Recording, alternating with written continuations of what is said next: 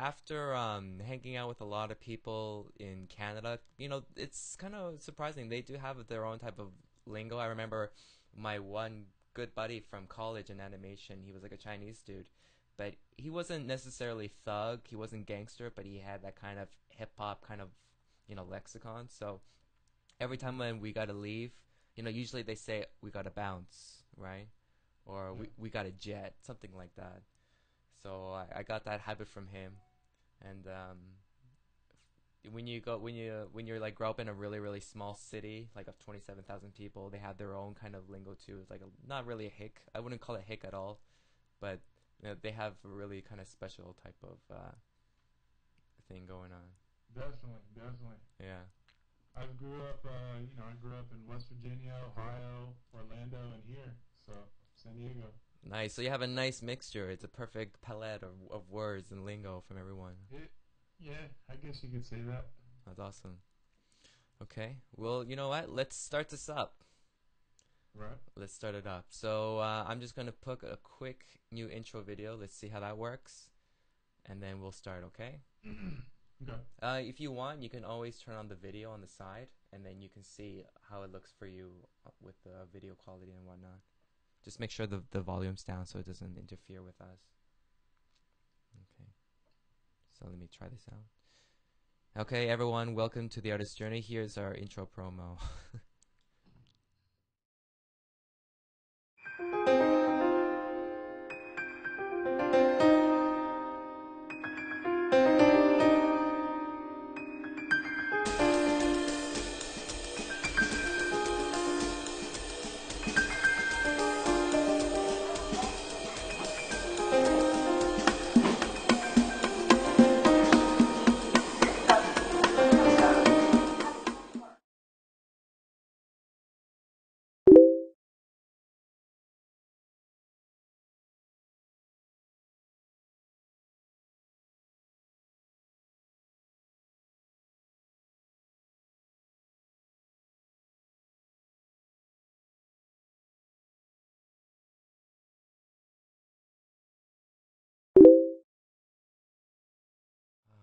So Yeah, man, technology's been a little screwy lately. yeah, really, no shit. But speaking of technology, do you ever use any type of do, I know you do a lot of your stuff traditional, and you do even from traditional meaning by like a retail style, doing conte, not really conte, but pastels or art sticks, and using marker, and then sometimes you've been using have you been using acrylics and oils as well these days? Yeah, for Beasted, the book, Yes. I use all multimedia. And for people who don't know what Beasted is, this is what Beasted looks like. This beautiful monster, Awesome. this interactive book that you can use. You can automatically do a caricature of yourself like this. This is this has kind of So, gone mini viral, like every person who bought this, which I should do right now or later on, is like take a picture and get, how can I say, like Nate size? data size. Beta size. Does that even make sense? But yeah. It's there to boost your creativity. Yes. And you know, If you go to my Facebook Beasted page, you yeah. can see how people have interacted with the book, like creative ways that people have taken the book and like Oh, for real. taken pictures with themselves. Okay, so how can people check out your what's the name of it online? Just facebook.com/beastedbook. Well, actually, you can just go to NateKapnicky.com. That's NateKapnicky.com. Yeah. And you can click on the actual building, and it says links. Mm-hmm. There you can find like my email address, my Facebook address, my Beasted Facebook address page. Basically everything. Buy my book there.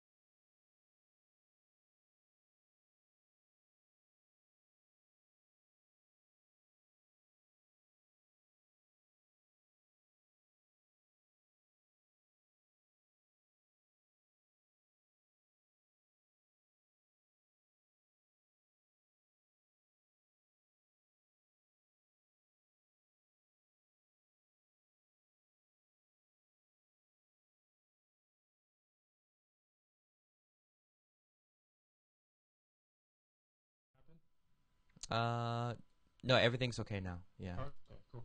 Okay, go ahead. Well,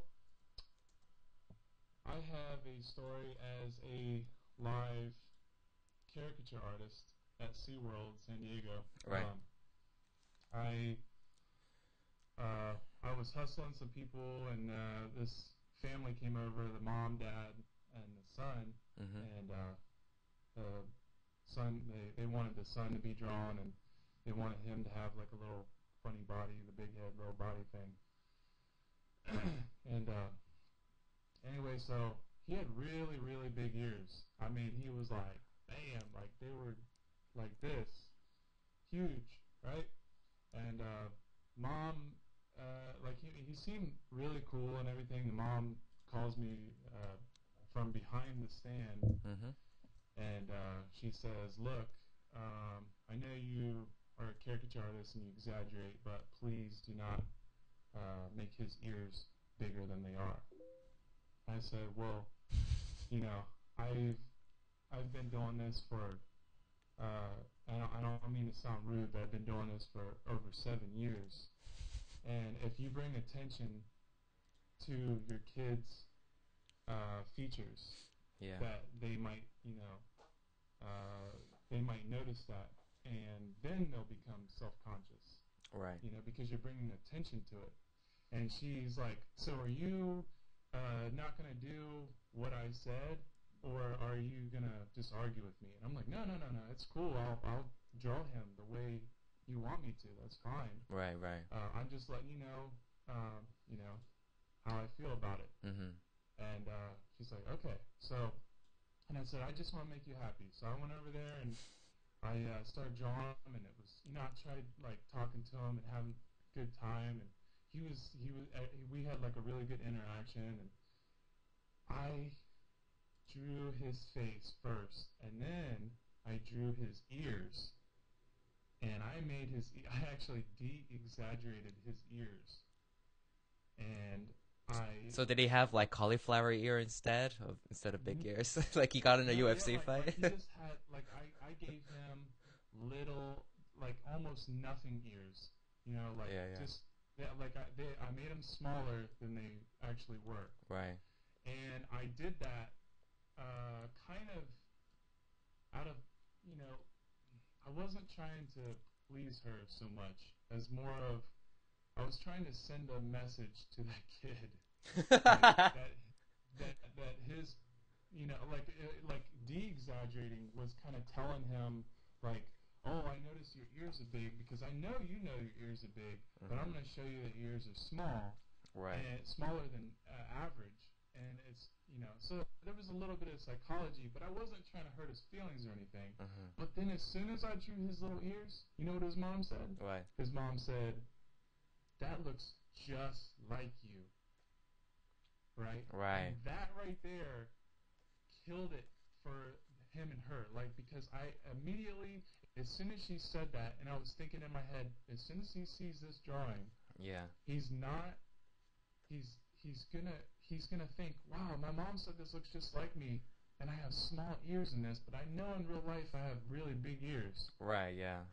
So as soon as I ripped it off and showed it to him, he put his head down like this and walked away, and his mom came up to me, and she's like, "Oh, you did a great job. I'm really happy you did that." Right. And I was like, I was kind of hurting inside because I knew that kid was not happy with, the de-exaggeration. So then she was like, then she kind of like, under her breath, she's like, you're, a really great caricature artist, and,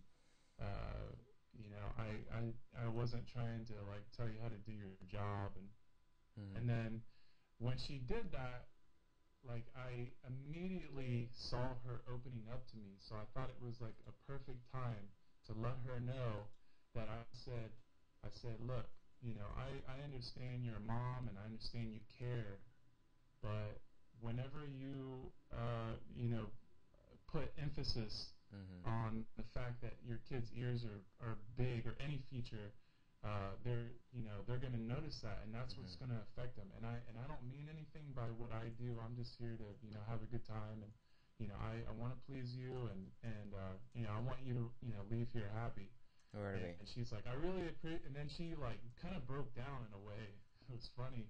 She goes, Holy I shit. really appreciate you taking the time to explain that kind of thing to me, and it is kind of hard to take in, but Hmm. she's like, I think he knows, and even though he didn't hear me, I think he really knows what just happened, and I just kind of looked at her like, I'm really sorry to, you know, Yeah. agree with you, but I think you're right. I didn't say I think you're right, but like I just gave her that look like, yeah, it's probably true. No, you it's know? really interesting So because in that kind of situation, you show her what her perspective is compared to what the truth really is, you know? exactly. So, and Exactly. that's what caricature is all about, it's just exaggerating the truth. It's like revealing more of what it really is. And Yeah. it's like, why does that happen? Like, sometimes there are people that come in and then they they obviously saw your work too, right? Before you even drew them. So Exactly. they Yes. have they should have a an expectation of what you're going to do, and but I mean, for yourself, like, do you remember the first time you ever got a caricature? Yes, I do. Okay, what was that like? What happened? I was with ex-girlfriend of mine, and we uh, we got drawn by this guy named Joey Judkins. He's still a caricature artist, and he's, I always thought that he was really talented. Um, but when he drew us, he made me look really cool looking, And like I had, because I actually had an earring, and Nice. it was like it was a big old earring, and I looked really like I kind of looked like a dumpy hard ass. And like and he drew my ex really funny, man. I mean, I remember laughing at hers more than mine because like Mm, I look cool, so it wasn't really anything to laugh at. yeah, But hers was just so funny, and he got her expression just right. perfect. And I still have that caricature. It was pretty awesome. That's awesome. Yeah, but it was really inspiring to see that. Like, man, I can't believe like this guy can actually make someone look that funny. You Mm. know, So but then, I know. after when you got started getting into caricature and you were practicing and preparing and everything, do you? It's always the first time of everything that I always find really interesting. First time getting a caricature, it's kind of like the door to what caricature is a bit because for many people who don't know, who aren't really as deep into caricature than caricature artists, on a superficial level, it's just something you do at Six Flags or at an amusement park. Like that lady with her son. They just go over there, they just check out what they see, and then hopefully they can get something to remember the day. But if you go to a really good caricature artist, it's like whoa, like you're everything you thought of caricature is shattered. You just like, what the hell did I just get? And those are like the best reactions, like a mind blown. Like you can actually see their mind getting blown. And basically, what I've been seeing now with your work, it's first of all, it's awesome. I've been following all your stuff for a while, and I think it's amazing. And Thanks, man. I'm really, really happy that you came out with a Beasted book. And there's so much content here that you didn't necessarily show online, which is kind of tempting to do. So then when people get this book, they're like, holy shit, like, Nate, what have you been working on, man? It's like all these, great, great, caricatures of all these different celebrities and people. And, the exaggerations that you have is really, really distinct and stuff. They have their own, how can I say, their own atmosphere. They have their own type of feeling. From like the Britney Spears one, which is one of my favorites that you have in here. That's an awesome one, and up to like John Leguizamo. You know, like the concepts that you have for each one. How do you start developing and making an idea? How does that usually resonate? Well, most people in the book, I basically have been affected by them negatively or positively, or I grew up with them. or some of the people have said things such as Dr. Kevorkian. Right. A lot of people don't agree with the things that he did, but I thought he was one of the most intelligent people I've ever heard in the mainstream, and I just, I went off of the feeling of what I felt when I listened to him or when I saw him, or you know the things that they were going through that really stood out in my mind. I tried to go off more of that and just think about like the energy that they produced. So that would whenever I started the book or started the pieces that were going to go in the book, I started with sketches. Obviously, I mean that's what most of us do. And in the beginning of the book, I had no idea that I was actually going to be putting sketches right beside the final piece. It was kind of something that just came along. But the things that I do to get ready to do one of those pieces, or the way I do it, is when I start sketching the idea, then I start watching video, then I start looking at Google Images, then I start looking through magazines and stuff, and that's where I get my idea. So then when I get my idea, I take the right, or then when I get the image that I like in the atmosphere from what I see, I'll take the idea that I came up with in the beginning, and I'll play with the actual structure of the video, or the Google image, or whatever. It's very complex, but it's simple. I make it sound complex. It's simple. Anyway, so when I start doing the sketches, I start trying to think about like color and sound and composition and texture and all that stuff. But what do you mean by sound? Sound is like, okay, right now you can hear the way I'm talking, right? Right. Well, and I know you've seen plenty of caricatures of me. Yeah.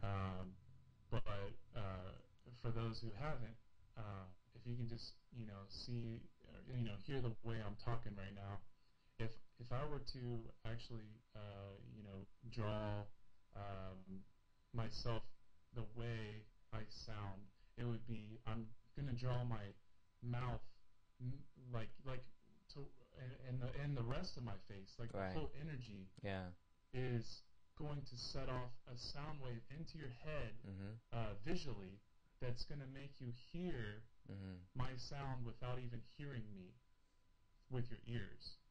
It's like who was it? Ellen DeGeneres. Right. When I did that painting, I completely went for her sound. There's like some kind of weird sound that she makes, and some kind of weird energy when she does that sound. Right. And I wanted to capture that perfectly, and I feel like I did it. I mean, some people might not agree. Most people that have checked out that piece definitely agree that she makes that sound, whatever it is, and she's not making any movement or anything. It's not a video. It's just a painting, and you can hear it. That's really interesting. That's the first time I've ever heard that, of making the sound of a person into a visual, translating it into a visual way. Because like everything that most people usually do as an artist, they just kind of translate it from what they see. But to actually take the sound from it is pretty crazy. Yeah, because I mean, if you think about it, I mean, you don't even, their mouth doesn't have to even be open to make a sound. It's just, there's this something about people where you can hear them without their mouth being open, or with their mouth being open.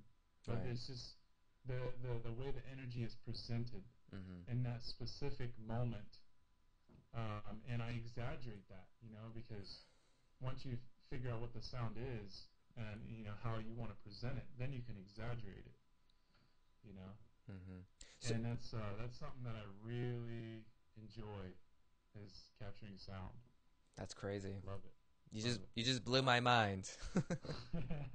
So, for example, when you're working on a studio piece, for example, right, like Ellen DeGeneres, you have a lot of resources. Obviously, you make your own sketch first. Try not to be, I guess, tainted from outer influences, and then once you have that thing, then you can start sharpening it with like video references and like other picture references. And when you go into retail, you're doing a retail and you meet that person for the first time, you have no back reference at all. That's like the first time that you meet them. um, how are you able to capture that same amount? Is it a very fast process? Like once you see the person, do you like immediately see now what you want to do with them, or is it like a gradual process as you go along with the drawing? It's a little bit of both. Are you talking about live, like Yeah, yeah, when they're like face to face? Okay. right, yeah. Yes. When someone is face to face with me, some people hide pretty good within the first 5 seconds, and it's the structure of their face definitely plays into that. And anyway, whenever I meet someone face to face, the first thing I do is I think about so many things at once. I think about how their posture is, or like are their heads turned a certain way. Not everybody is straight. Some Mm-hmm. people like to have like an angle. Some people I think about like shapes right away. Like, is the mass like huge and then Mm-hmm. their head's really tiny, or is their head like really really big and then their shoulders are small and go into nothing. Right. I think about the color. I think about their sound obviously, and then uh, I mean, when I'm doing 5 minute live sketches, it is harder to get sound because it takes a lot of studying to get that. Mm-hmm. But it's so easy to attack features. So I'm constantly looking at shapes in depth, and just like I also think about some people look cartoony, some people look very liney, some people look wobbly. So I'm very complex in the way my approach is because not everybody is a style. Just because, and that's one thing that I definitely want to hopefully teach people is that let's look at Tomoe for a second. Tomoe, Right. most caricature artists know who Tomoe is. He's an amazing, amazing, amazing. He's one of my favorite caricature Yeah. artists of all time. Tomo Tabata, for those people who don't know, he's a Yeah, Tabata. Sorry, I yeah. should have said that. Anyway, so Tomo has a very unique style, and he, to me, has like a very crisp caricature style. Period. Mm. Although I don't disagree with anything that guy does because I think he's like a god. Mm-hmm. But at the same time, I think that there is elements that play into caricature that a lot of people don't focus on, and that is whenever you study somebody, you find out that there's certain mood to them to where it completely breaks up your, if you have like an ongoing style Right. where like everything is just shapes. Well, some people are those shapes. Some people are shapes. Mm-hmm. Some people are lines. Some people are bubbly. Some people are wobbly. Some people are stringy. Some people are sketchy Mm-hmm. looking. Some people are dirty. Some people are clean. Some people are round. Some people are uh, uh, uh, grainy and textury. The Right. point is that if each one of your caricatures has the same style, Mm-hmm. then you might be losing out on some kind of special element about the person. Like if you look at Britney Spears in my book, I made her kind of, or Britney Spears and Paris Hilton, I made them like very plasticky, yet Right. I made Britney like a dirty plastic, Hmm. and like kind of like a sexy dirty plastic with no hair Right. on the top. So and then you go and you look at let's see, Bill Cosby. Right. I made him, changed up the texture and the pudding. So like if you look at that painting next to my Britney Spears or my Paris Hilton, it looks like a completely different style. It doesn't even look. I mean, because you know me, maybe it does look like it. But to me, it was more of like I'm switching up my style uh, because this is more of a feeling. Right. And I don't know if you understand what I'm No, saying. no, dude, I understand 100% because I've been thinking a lot about style, and I kind of been thinking that style can also involve bad habits. Continuing. Exactly. Exactly. Like That was what I was getting to. Sorry. no, but that's exactly what I got from what you were saying, so it's okay. Like for example, I remember I see a lot of caricature artists. I remember one particular artist, and every time he would draw any person, they always had the same eyes, right? And I'd be like, that's kind of weird. And I remember another like Sean, he'd be like, dude, those eyes, they look the same all the time. And the guy's like, oh really? And then once he noticed, once someone acknowledged that to him, he could start seeing it for himself as if he didn't realize it for the longest time that he was doing the same thing. And maybe it's like you know like like a safety net, or like that kind of habits, like from now on it's just like a rudimentary general thing I'm going to do for every person, and you don't realize it. But the stuff that you're doing is you go beyond the bad habits, like every piece, like what you said, from Britney Spears to Bill Cosby, that whatever that atmosphere you created, that scenario is exactly what would I guess what would describe the visual sounds, like you said, or even with like David Lynch. When I see that, I'm like, that atmosphere is perfect for David Lynch. It's Cool. that that That's cool. that wasn't. I'm glad that you know who that is. Oh, for sure, yeah.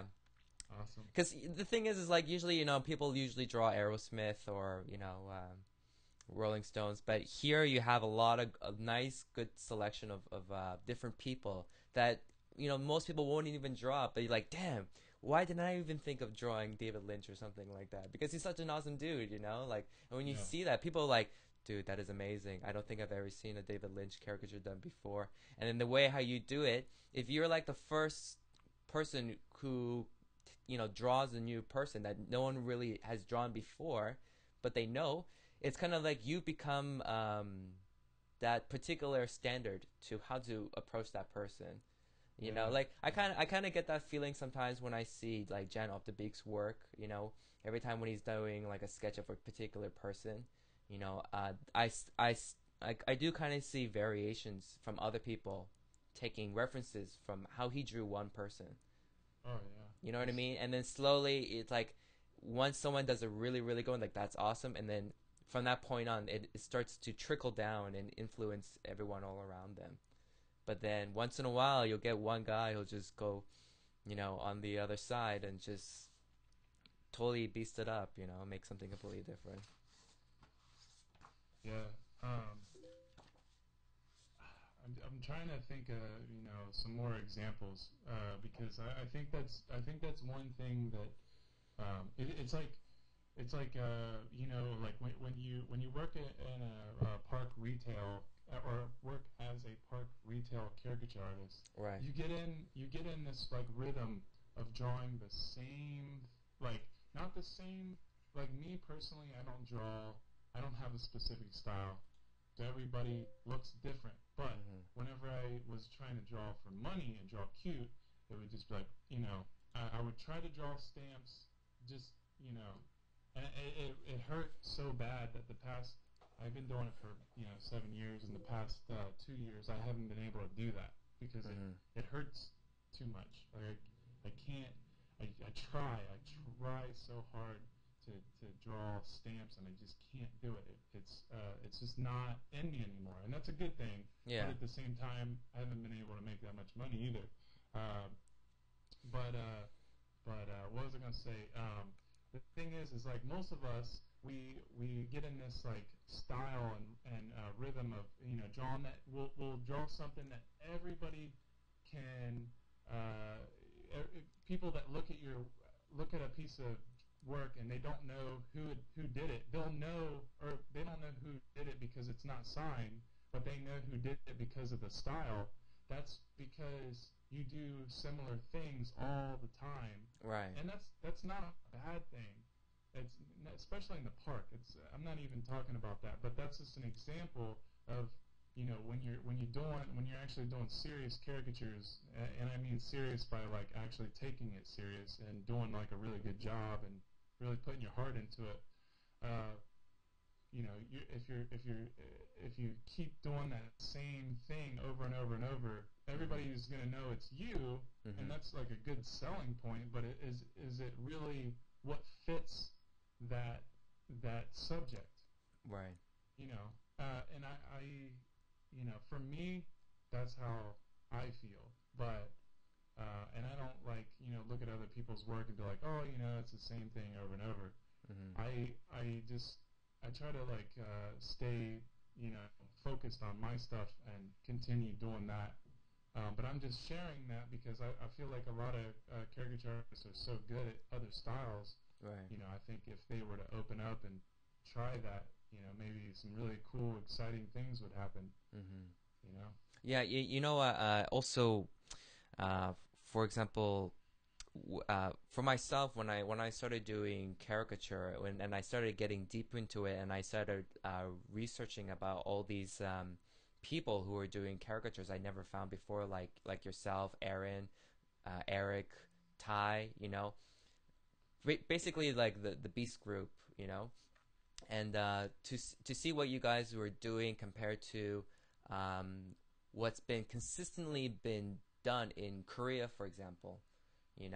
It's like a very, like, it's like you said, it's fairly like a stamp quality style, but once you know you see someone like yourself or like any of those other guys, and they do something completely different, you're like, oh my god, like I start to really understand, like, you guys are taking it to a much more deeper level, and for me that was like an epiphany, right? I had like this profound reason. I was like, holy shit, like you can do it like this, and Awesome. and it was kind of like, it was what you said, something really interesting before, which was about doing stamps. You said like you can't go back into that anymore. It's Yep. like it's like you've come up to a point where you can say, uh, I don't want to go back to that point. But there are also some people who are at that point, but they can't go to where you are now. You know what I mean? And they're trying to go into it, and it's usually once in a while they have like those special, you know, flashes or that epiphany, and they're like, "Holy shit!" And then they start to get something, you know, about when they're drawing caricatures. So what I wanted to ask was, um, what was like some, what was, do you remember any type of a special epiphany that you had while you were drawing one day, and then it totally changed, your approach from what you were doing previously before? Um, Like the one thing that you mentioned already before was like the making sound into a visual part of the caricature itself. You know. the visual, well, the sound thing. Who was it? Um, I'm trying to remember. Oh, it was John Leguizamo, the one that you like. Oh really? Yeah.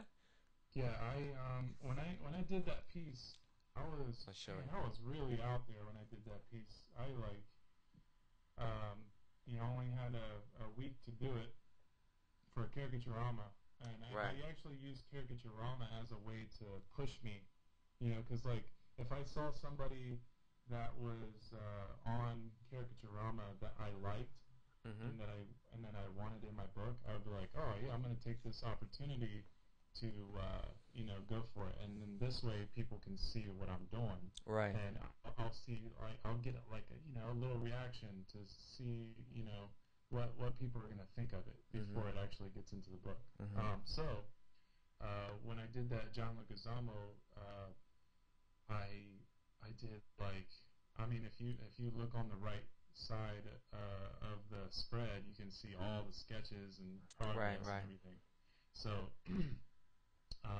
it took me like I really really wanted to get his like sideways like like that sound that he makes like he Yeah. has that like that kind of like New York thing going on. Right. So I really really wanted to incorporate that somehow, and when I started doing it, I started like when I looked at him, I was like, wow, man, I can actually hear him in that.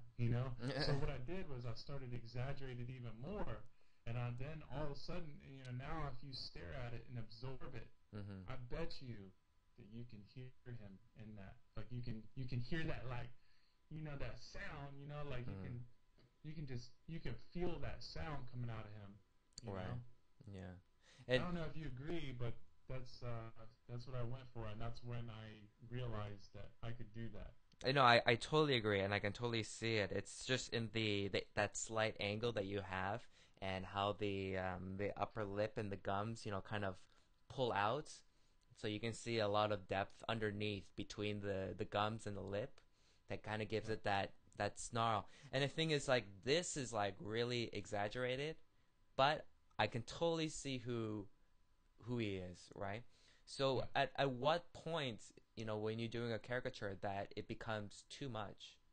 Because like you go really far, like you're bending that rubber band or whatever that is, and it's not snapping, but you go really far up to the point where it's still definitely, has a likeness, which is one of the most important things, right? So like yeah. how far is too far? Too far is basically where you just don't feel it. You don't Yeah. one of the things that I'm going to talk about in my seminar is that you know when you do push too far, or when you push really far, basically you're getting to a point now. Okay, so let me start over. Okay, Okay. first of all, you start out with structure. Right.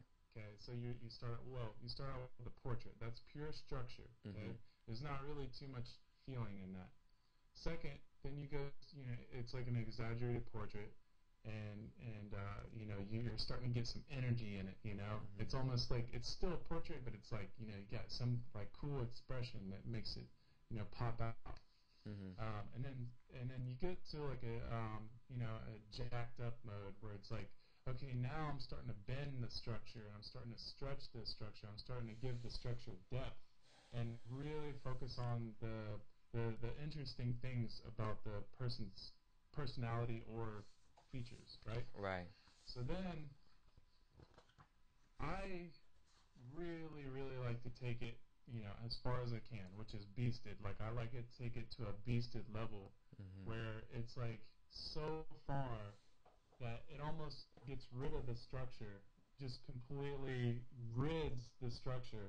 Now it's almost based on feeling, Mm-hmm. and by feeling I mean like I'm pushing color as far as I can, I'm pushing sound as far as I can, I'm pushing the idea of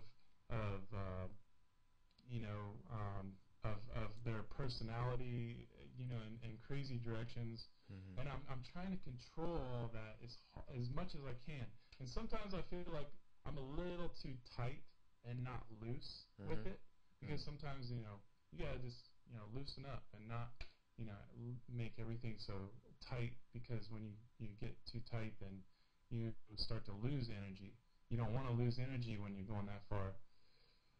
So it Yeah. is it is definitely a mental challenge.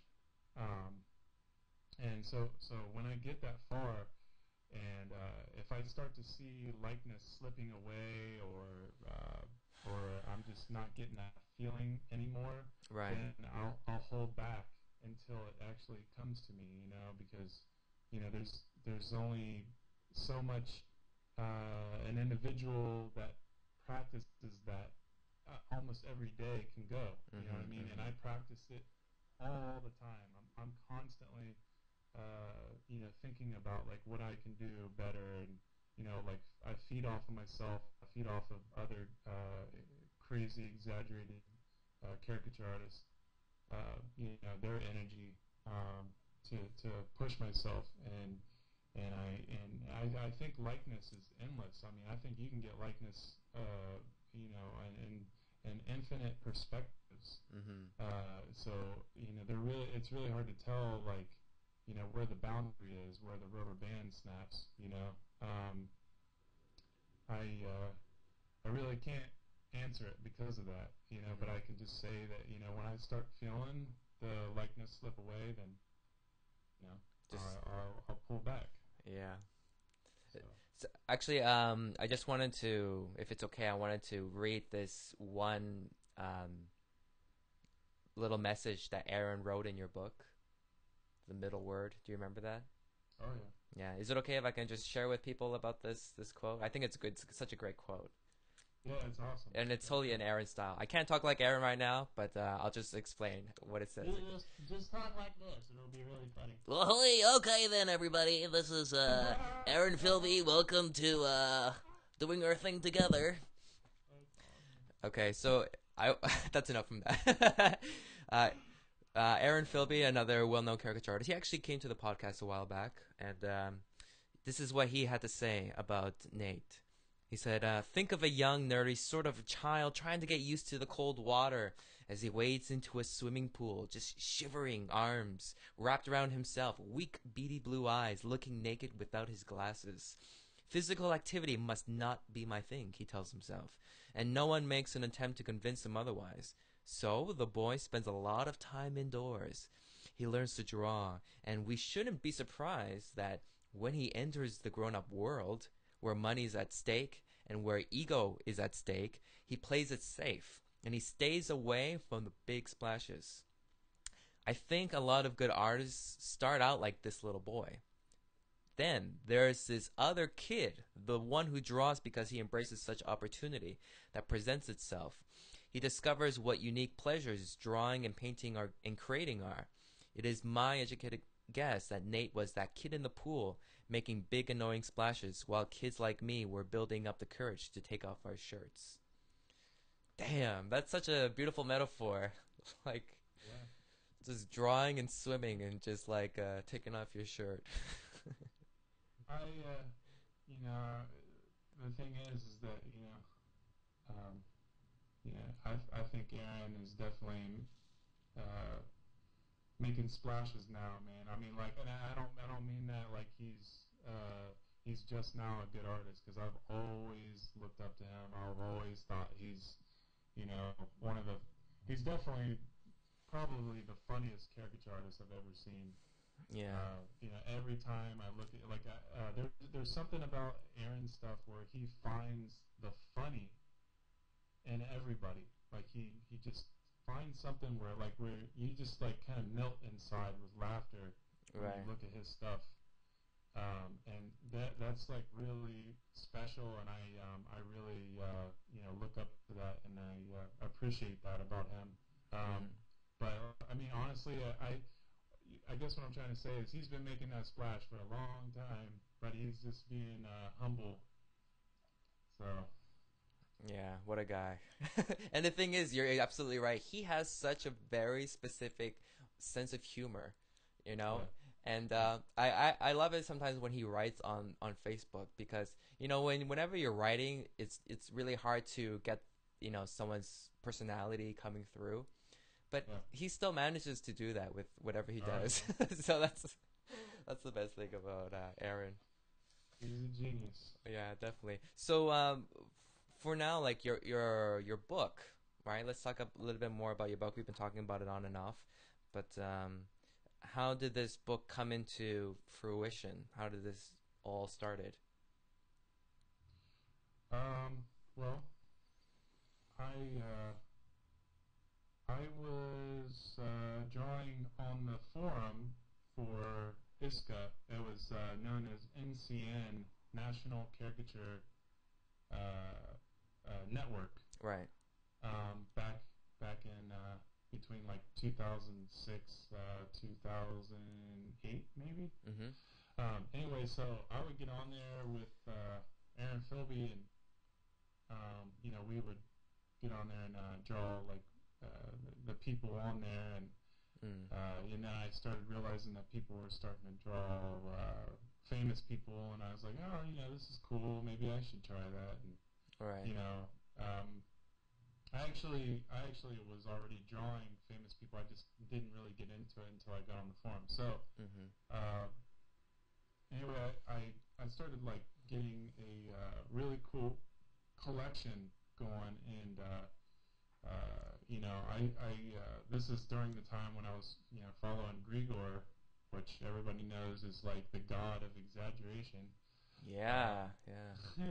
And so I wanted to exaggerate and push my stuff. Mm-hmm. Maybe not in his style, but I really enjoyed it so much. Like I found myself just naturally wanting to exaggerate really far and be creative. It was really starting to open my mind up a lot. Right. So then I remember going to Spain to see an ex-girlfriend of mine, and I had like a lot of downtime. Like I was there for a month. She was in school, and I was doing nothing. I was just waiting for her to get home so we could hang out. But I was like, you know what? I'm really gonna push my exaggeration skills. I'm gonna, really see what I can do. And because I was alone, like I really just, I had no one to critique me. I had no one to, bother me or, take my attention away from what I was doing. So I built up a whole collection of caricatures, which you can see on my Famous Faces blog, if you can find that somewhere. Or it's on my blog. Like if you go to my blog, you can find it there. Right. Okay. Anyway, so I started building it up, and then I started posting it on my I started posting it and then sharing it, and like having people check it out.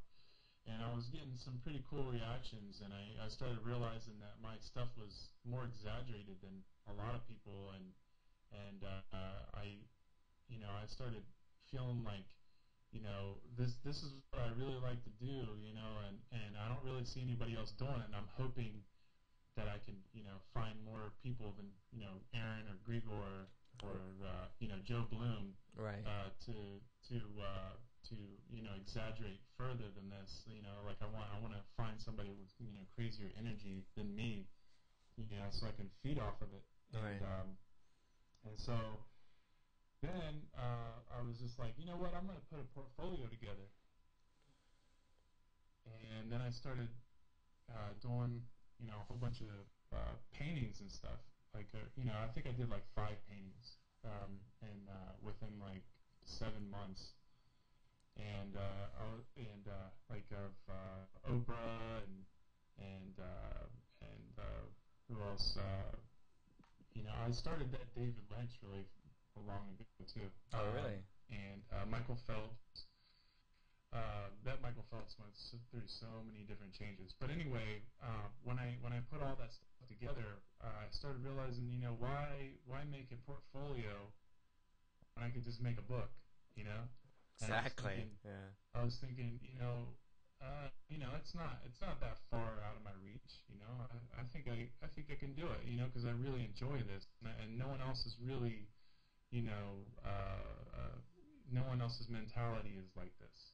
I'm I'm not saying that, I have, the greatest, technique.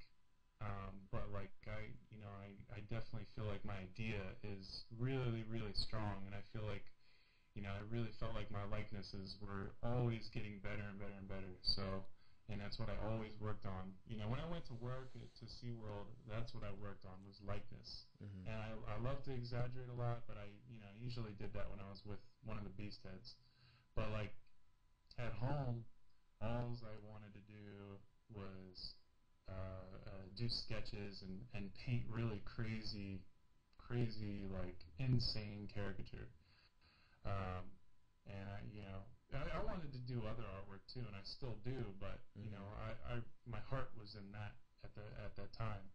Right. And so, um, once I realized that I should just make a book instead of a portfolio, that's when it all took off, and that was like a little over 4.5 years ago.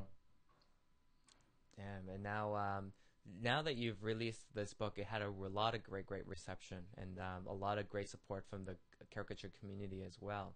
So, have you? Oh yeah. By the way, you've had like a book launching party or anything where you are? Yeah, did you see that video I just put together? I did. Last night? I did. It was Yeah, awesome. yeah. Yeah. So how did that Yeah. go? Well, as you can see, I feel like the video didn't even do justice to how it went, because I felt like that night was just so awesome. Yeah. Everybody was having a great time. I think I had I think I invited about like 35 people, and I think about 30 people came, which Mm-hmm. is pretty awesome. Yeah. Considering the notice, and I got a lot of awesome support and a lot of great reactions to everything, and I just kind of found out how to do iMovie, unfortunately. So That's that me, was my me too, first, man. that It's was my first real video, I guess. That's awesome. And I felt like I felt like it captured the moment of that night. Yeah. But you know, it was I think it was like maybe 2 months after Mm-hmm. my book came out, Mm-hmm. so it was a little late. Mm-hmm. But better late than never, and I thought it was definitely really cool. Um, you know, I've been to a couple of comic conventions as well. Oh, Show off my book. speaking of conventions, coming up this week is a pretty big week, right? Yes, Oh it man, is. can you explain what's going to happen this week to people who don't know? This week, the 11th, which is this Sunday, I am going to San Antonio for the ISKA Caricature Convention. Oh snap!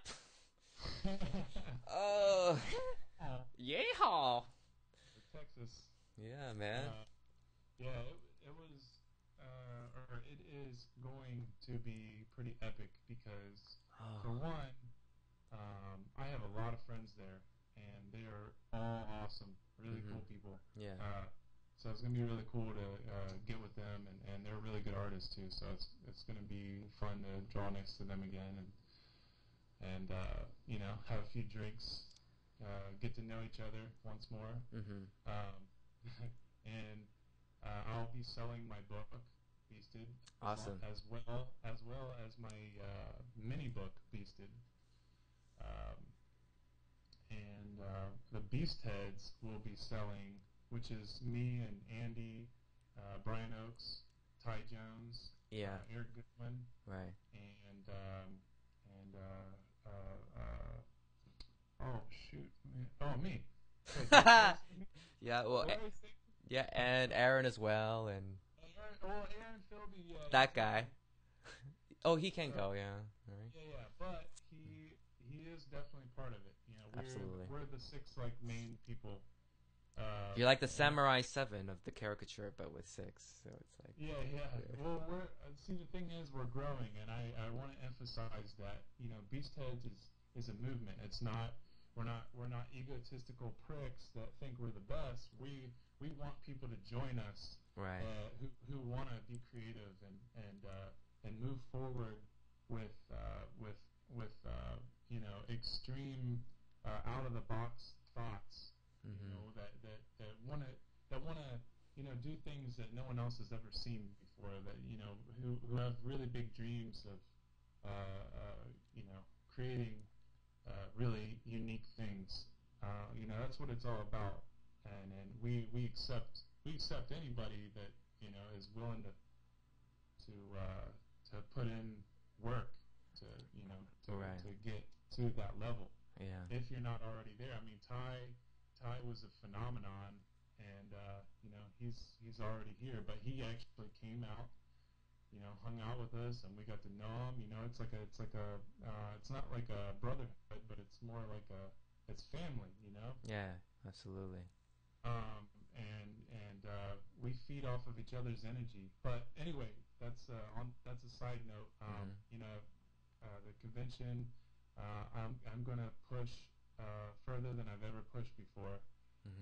I'm very excited about that. I have many ideas, and pretty stoked to be able to go there and let that be seen. Also, next Friday at 11 o'clock in the morning, I'm going to be giving a seminar on Beasted. Nice. So, pretty excited about that too. And there's some other stuff going on too, but that's the gist of it. That's awesome. So that, you know what, we've already been talking for over an hour already. So it went by really fast, really fast. That's good. It's good to know, because you know, that seminar's coming up, and you know, like I've never given a real seminar before. Right. So, you know, I actually you know, right before we started this conversation, you know, I didn't know how I'd act or be, but you know, everything went pretty smoothly, and I'm pretty happy about it. I hope that the same goes for the seminar. Absolutely. I think it will. No doubt. I like definitely those conventions are, like, from the pictures I've seen, they're amazing. Like the energy in that room with like a bunch of caricature artists, you know, it's Japanese artists, you know, international artists, American artists, Canadian artists, and whatever. You get all those people into one room, just that visual and sound. The sound in there must be really crazy. That's all I gotta say. It's awesome. Yeah, I mean, like, I really feel like, you know, most conventions, I feel like I'm right at home, just because it's like, you know, everybody is kind of, you know, they're going in the same direction. You know, they all want to, you know, get better at what they do. Absolutely. Awesome. So, you know what, Nate, I just want to say thanks a lot for, you know, meeting up with me and just doing this Skype thing. I'm really happy that it worked out okay. And I'm really happy to get this Beasted book over here, this little beaut of this little lovely little baby here. And it has a lot of awesome pictures, a lot of caricatures that are great. Great snub stories, a great little middle word by Aaron Philby, and it's really good for any artist to get, you know, some more inspiration and to add something to your own inner Rolodex of caricature references. You know, because when you look at someone else's work, such as Nate's, and then it changes the perception of how you view other people. And yeah, I just think what you're doing is awesome. I really hope you have a great time at the convention, and you know, your seminar goes great. And for everyone who wants to get this book, or you know, where can they get it at? Just go to NateKapnicky.com. That's NateKapnicky.com. You just click on Beasted. It's on the building, or just click on the little store right there. There's a little arrow to the store, and you just scroll down, and you can either buy the book or you can buy the package deal, which there's only a few more left at $60. So take advantage. Yes, I recommend getting the package deal, because then you get a nice caricature drawn into the book by Nate himself. Idea sketch, and it's awesome. It's really awesome. Thanks, man. Yeah, so Nate, you know, dude, thanks again. I wish you the best and just have a great time. Take a lot of pictures. Make some more movies. I want you to see you as an expert in iMovie. Just post that shit up because we need more caricature videos too, right? Those are the best when we see the reactions and the experience and stuff. So that's my goal, man. Make more videos the next few months. So absolutely. So again, thanks a lot, and everyone who has been listening, thanks for checking out. This is going to be posted online on Facebook. I'm going to try to upload it on YouTube as well, and Ustream, so people can just check, and watch it multiple times.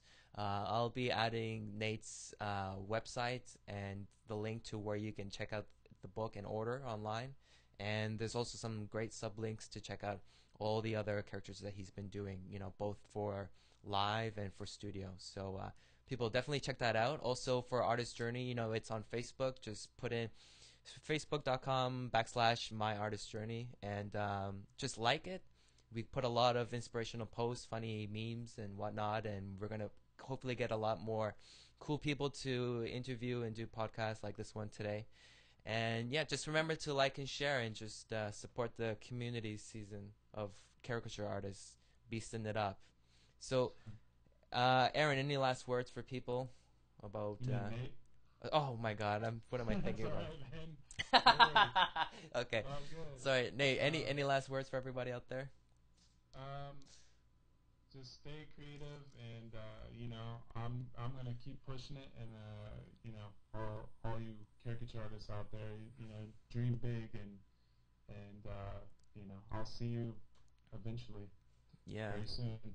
definitely. I Wilfred, man, I appreciate everything you've done, and you're awesome. Awesome, man. No, it's likewise. So I'm just really happy that we can connect like this. So again, take Aaron's advice about taking off your shirt, make big splashes like Nate's. Don't drown, don't choke a bitch. Just have a good swim and have some fun, people. Okay. Right. So, Cheers. Take one. all right. Cheers, boys and girls. Have a good night and see you next time. Bye bye.